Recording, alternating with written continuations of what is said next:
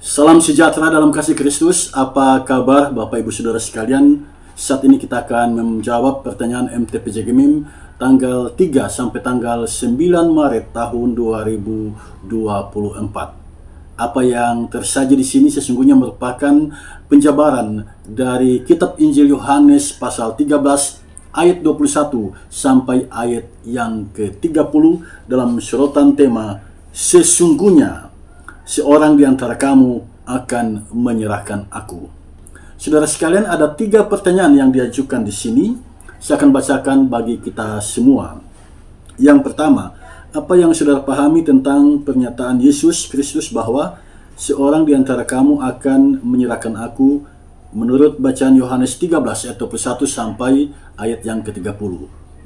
Yang kedua, mengapa Yesus Kristus memerintahkan Yudas untuk segera melaksanakan niatnya. Yang ketiga, bagaimana sikap kita bila dikhianati oleh orang terdekat, dan bagaimana supaya kita tidak menjadi pengkhianat, suami, istri, orang tua, atau teman. Saudara, mari kita langsung saja masuk pada pertanyaan nomor 1. Apa yang saudara pahami tentang pernyataan Yesus Kristus bahwa seorang di antara kamu akan menyerahkan aku, menurut bacaan Yohanes pasal 13 ayat 21 sampai ayat yang ke-30. Saudara, pernyataan Yesus ini sesungguhnya mudah kita jawab jika kita membaca dengan teliti Yohanes pasal 13 ayat 21 sampai ayat yang ke-30. Yesus sedang berbicara tentang muridnya sendiri yang bernama Yudas. Muridnya ini akan menjual Yesus kepada imam-imam kepala dan ahli-ahli Taurat untuk dibunuh.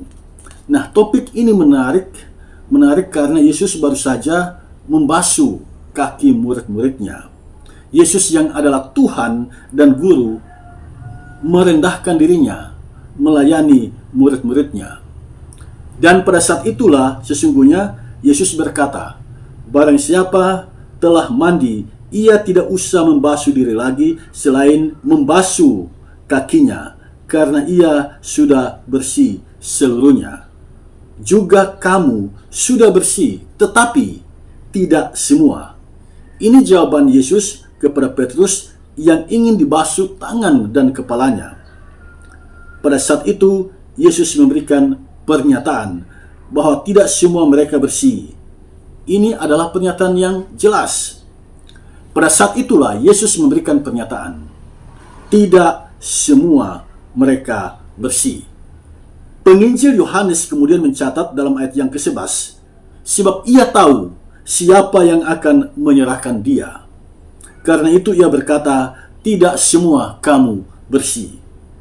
Jadi pada saat itu, Yudas yang akan menyerahkan Yesus sudah mendapat peringatan dari Yesus. Namun Yudas tidak menghentikan rencananya. Dalam Yohanes pasal 13 ayat 21, Yesus mengulangi perkataan yang sama. Aku berkata kepadamu, sesungguhnya seorang di antara kamu akan menyerahkan aku. Kata menyerahkan di sini diterjemahkan dari sebuah kata dalam bahasa Yunani, paradosei, artinya mengkhianati. Nah, hal ini sangat mengejutkan murid-murid Yesus yang lain. Siapa yang akan mengkhianati Yesus? Siapa yang akan menyerahkan Yesus? Dan hal ini mendorong salah seorang murid yang bernama Petrus meminta murid yang dekat dengan Yesus, yang disebut di sini murid yang dikasihi Yesus, untuk menanyakan itu langsung kepada Yesus. Siapa sebenarnya yang Yesus maksudkan dengan orang yang akan menyerahkan dia, orang yang akan mengkhianati dia? Nah, murid ini segera bertindak. Dia bertanya kepada Yesus.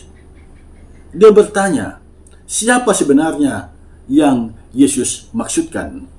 Dan Yesus tidak menunjuk orang yang dia maksudkan. Yesus memberikan tanda.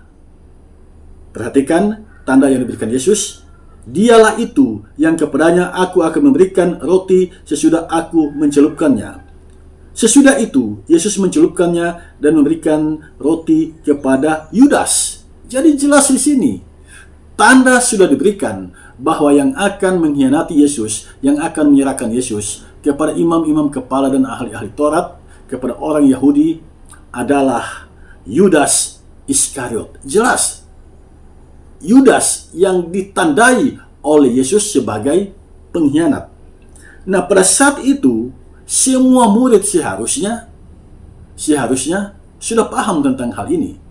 Karena Yesus mengatakan sebelumnya bahwa orang yang kepadanya dia berikan roti, dialah yang akan menyerahkan dirinya. Tetapi ini menarik saudara sekalian. Tidak ada satupun dari murid-murid Yesus yang mengerti bahwa Yudaslah yang akan mengkhianati Yesus. Nah, mengapa bisa demikian? Karena Yudas ini adalah orang yang dekat dengan Yesus. Yudas adalah orang kepercayaan Yesus. Selama ini Yudaslah yang diberikan tanggung jawab untuk memegang uang kas. Jadi karena dia adalah orang kepercayaan Yesus, maka tidak ada satupun di antara murid-murid Yesus yang mencurigai ataupun berpikir bahwa Yudaslah yang akan mengkhianati Yesus. Jadi jelas saudara sekalian, pernyataan Yesus bahwa seorang di antara kamu akan menyerahkan aku menunjuk pada Yudas.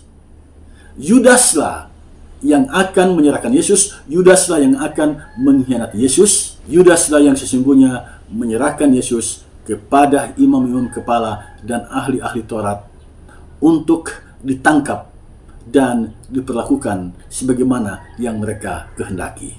Itulah jawaban untuk pertanyaan nomor 1 yang boleh saya share pada kesempatan ini. Dan sekarang mari kita masuk pada pertanyaan nomor 2. Mengapa Yesus Kristus memerintahkan Yudas untuk segera melaksanakan niatnya? Mengapa? Mengapa Yesus tidak menghalangi? Mengapa Yesus malah memerintahkan Yudas untuk melaksanakan niatnya? Ada 2 jawaban yang saya berikan di sini. Yang pertama, Yesus telah memperingatkan Yudas berulang kali. Bukan hanya sekali, berulang kali Yesus memperingatkan Yudas. Namun Yudas tidak juga sadar. Yudas tidak kunjung bertobat. Pada saat Yesus membasuh kaki murid-muridnya, Yesus berkata, "Juga kamu telah bersih, hanya tidak semuanya." Usai membasuh kaki para murid, Yesus berkata, "Aku berkata kepadamu, sesungguhnya seorang di antara kamu akan menyerahkan aku." Perkataan ini sangat jelas. Jika Yudas mau bertobat, dia pasti menyesal dan mengakuinya di depan Yesus. Jadi Yesus memerintahkan Yudas untuk melaksanakan niatnya karena Yudas telah berulang kali diingatkan oleh Yesus. Jadi Yesus memerintahkan Yudas untuk melaksanakan niatnya karena Yudas telah berulang kali diingatkan oleh Yesus, tetapi Yudas tak kunjung bertobat. Yudas tidak menghentikan niatnya itu. Karena itu Yesus memerintahkan Yudas, "Silakan kau laksanakan niatmu. Untuk apa lagi aku menghalangimu? Untuk apa lagi aku mencegahmu? Aku sudah memberikan peringatan kepadamu, tetapi engkau tetap tidak berubah. Engkau tetap bersikuku melaksanakan niatmu. Kalau memang demikian maumu, silakan." Itu sesungguhnya maksud Yesus. Mengapa dia memerintahkan Yudas untuk segera melaksanakan niatnya. Yang kedua, penderitaan Yesus, penyaliban, bahkan kematian Yesus sesungguhnya merupakan bagian dari rencana Allah. Demi untuk menyelamatkan manusia, demi untuk menebus dosa manusia, Yesus harus menjalani via dolorosa. Yesus harus menjalani jalan sengsara itu. Yesus harus menjalaninya. Nah, apakah itu berarti Yesus menyetujui tindakan Yudas yang mengkhianatinya? Tidak, saudara sekalian. Sebab Yesus pernah berkata, memang pengkhianatan akan terjadi, tetapi celakalah orang yang mengadakannya. Jadi saudara sekalian, apa yang terjadi ini sesungguhnya berada dalam bingkai karya Allah bagi manusia. Yesus tidak menghalangi niat Yudas mau menyerahkan dia, karena Yesus sadar bahwa dirinya memang harus menjalani kesengsaraan itu. Itulah jawaban untuk pertanyaan nomor 2, saudara sekalian. Dan sekarang kita masuk pada pertanyaan nomor 3. Bagaimana sikap kita bila dikhianati oleh orang terdekat?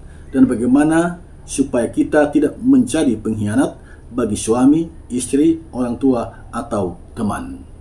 Saudara, pertanyaan ini sangat relevan bagi kehidupan kita.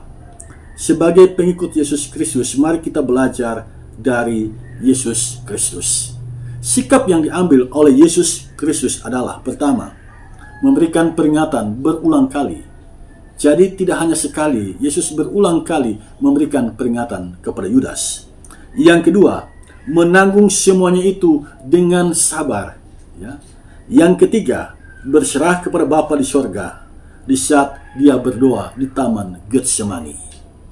Dan yang keempat, Yesus berdoa memohon pengampunan dari Bapa Surgawi atas orang-orang yang telah berlaku jahat kepadanya. Siapapun kita, mari kita berdoa kepada Yesus Kristus. Dalam Yohanes pasal 15 ayat 5, Yesus mengingatkan kita, di luar aku kamu tidak dapat berbuat apa-apa. Jadi kekuatan itu kita peroleh dari Yesus Kristus Tuhan kita.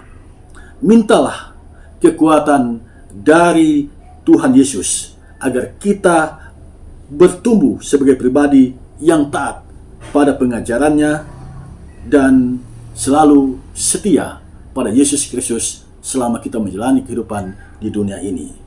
Demikianlah saudara sekalian yang boleh saya share jawaban atas pertanyaan nomor 3. Mintalah hikmat Roh Kudus agar dia menolong kita mendalami kebenaran firman-Nya. Jika Anda mau mendukung channel ini, silakan tekan tombol subscribe bagi yang belum menekan tombol ini, dan tekan juga tombol lonceng, tombol like, dan berikan komentar yang konstruktif agar kita menjadi berkat bagi banyak orang. Tuhan memberkati kita. Amin.